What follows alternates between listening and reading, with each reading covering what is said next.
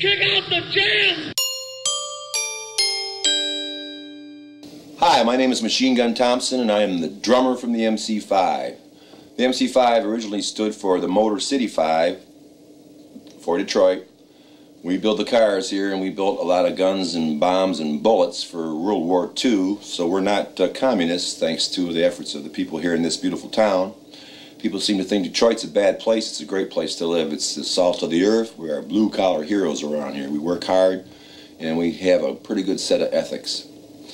The MC5, 4 out of the 5 of us went to Lincoln Park High School. We all went to school together from 9th grade through 12th grade, and we formed in 1964. Originally, before that, we were called a band called the Bounty Hunters. That was when we were 12 and 13 years old, and we reformed in 1964 at Lincoln Park High School. And so we're all pretty much at the same cut. Michael Davis, the bass player, went to Detroit, went to a high school in Detroit. Michael and I joined the band. Originally there was a drummer named Pat, a bass player named Pat Burrows, and a drummer named Bob Gasper. Bob Gasper has passed on.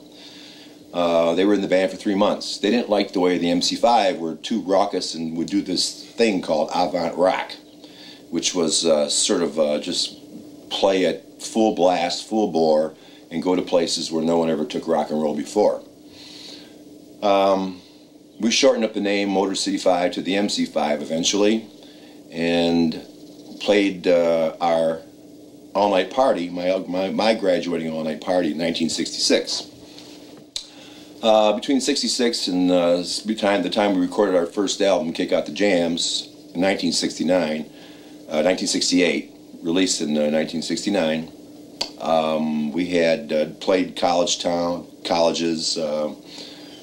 sock hops, they used to call them, barbecues, house parties, anything just to get exposure. We would play any place, high schools. And the idea was to build up a following, and we'd just love to play. The idea was we'd like to play. We played a bunch of really crummy bars too, shot and beer bars, and some rock and roll bars. There wasn't that much venue at that point in time. Same thing with Bob Seger and Ted Nugent. We were all playing the same circuit. Mitch Ryder and the Frost, Dick Wagner and the Frost. We all were playing the same circuit. And then we met a fellow named Russ Gibb, and we became the house band at the Grandy Ballroom. Now, the Grandy Ballroom started up at the same time that in Hyde-Ashbury in San Francisco, that the Fillmore and the Avalon Ballroom started up, and Russ Gibb, who was a school teacher, former school teacher in Dearborn, who now runs, who was a disc jockey on a radio station, had the idea, well, let's put one of these psychedelic ballrooms here in Detroit. So he got the Grandy Ballroom. We became the house band. He came down to see us play, and he said, "You guys are perfect."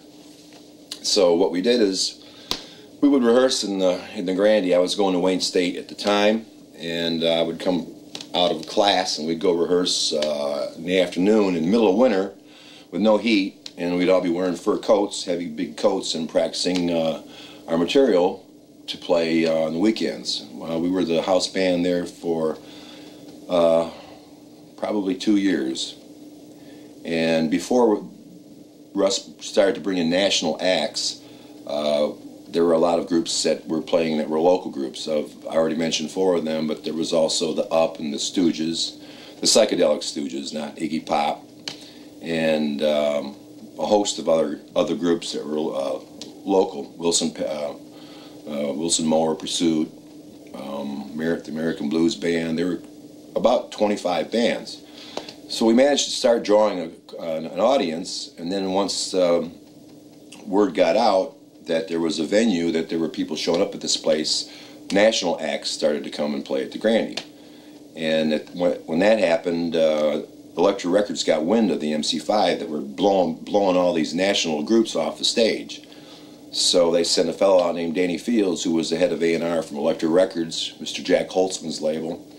And Danny came out and saw us and the Stooges, and was immediately impressed, flew back to Elektra, brought Jack Holtzman back, signed us, and we recorded our first album at the Grandy live 2 nights in a row in 1968 in October.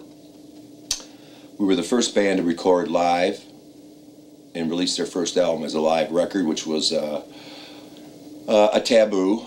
Everyone liked to release studio recorded material because you had control over it, but we wanted to capture the vitality in the show, because the mainstay of the MC5 was our show, which rivaled the Who's, the band The Who.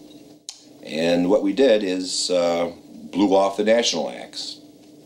We just had that sort of ability here at the Grandy. It was our metaphorically, it was like the Pistons or the Lions or the Red Wings playing in their home building.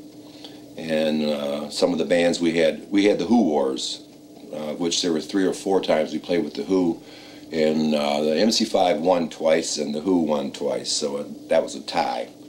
Janis Joplin played at the Grandy, and we were sitting out there watching her band rehearse one day before the show.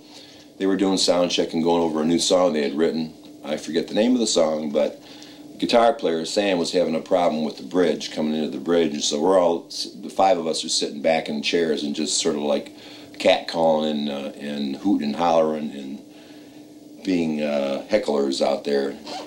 They kept stopping the song at the point where Sam would make his mistakes, and Janis would yell at him, scream at him is a better word, and we're all laughing in the background saying, "Hey, kick out the jams or get off the stage. Kick out the jams or get off the stage," which is our flagship song on the first record, and we are known for the phrase "kick out the jams," because what it actually means was what I just said, and that is, if you are fortunate enough to be on a stage and to play music in front of people, you should pour your heart into it. You should do all that you can. You should assume an artist's responsibility and to say something and go beyond just being entertainers. Try and give people something they can take home with them in their daily lives. And so Kick Out the Jams was a sort of a rallying cry or a war call, if you would, to rally people around support for the changes that were happening in the late 60s, of which you had minority rights were a focal point of the day, and that not just being the black folk, but also people of any color.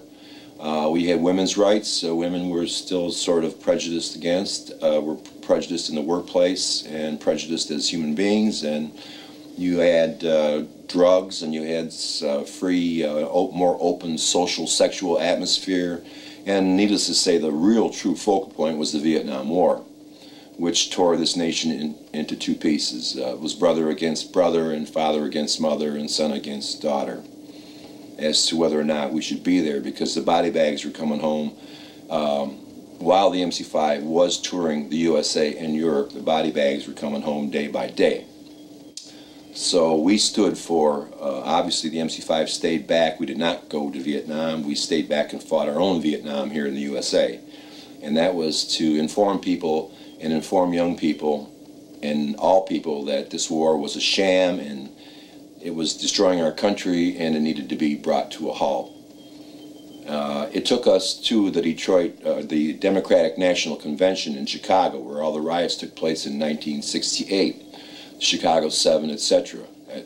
During that weekend in Chicago, there were 5 or 6 different riots at different points.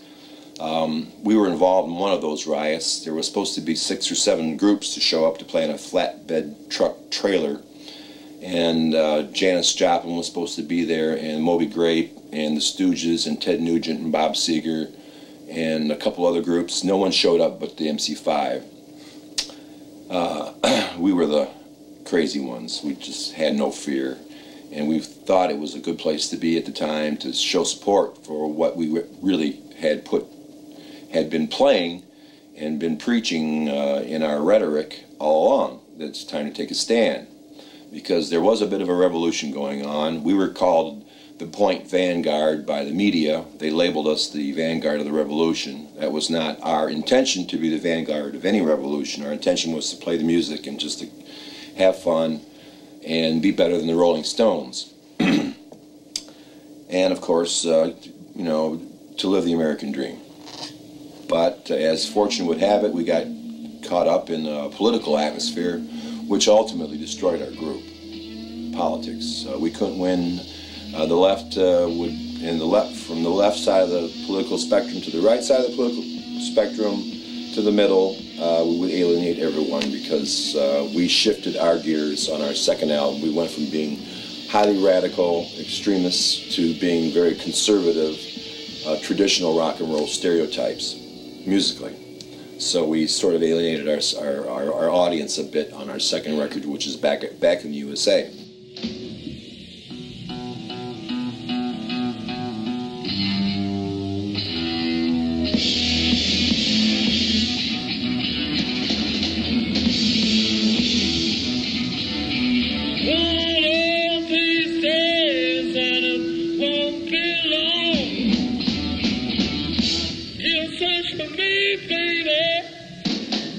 Down the road I've gone, I've been living my head, and I've been living my head, I've been living